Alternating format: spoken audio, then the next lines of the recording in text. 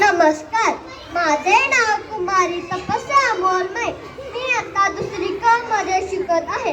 अध्यक्ष महाशय, उच्च गुरुजन वर्ग आणि माझ्या मैत्रिणींनो, आज मी तुम्हाला लोकमान्य टिळक यांच्याविषयी 4 शब्द सांगणार आहे. ते तुम्ही शांतपणे ऐकून घ्यावे अशी माझी नम्र विनंती आहे. स्वराज्य हा माझा जन्मसिद्ध हक्क असून तो मी मिळवणारच, असे इंग्रजांना ठणकावून सांगणारे लोकमान्य टिळक हे एक सुरेख पुरुष होते.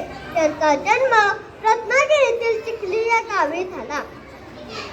त्यांची जन्मतारीख 23 जुलै 1856 या रोजी झाला. त्यांचे प्राथमिक शिक्षण चिखली या गावी झाले.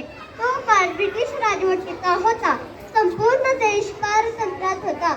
अशा वेळी भारतीयांच्या मनामध्ये स्वातंत्र्याच्या चळवळीची ज्योत निर्माण करण्याचे महान कार्य लोकमान्य टिळकांनी केले. अशा थोर विभूतीस माझी कोटी कोटी प्रणाम. धन्यवाद.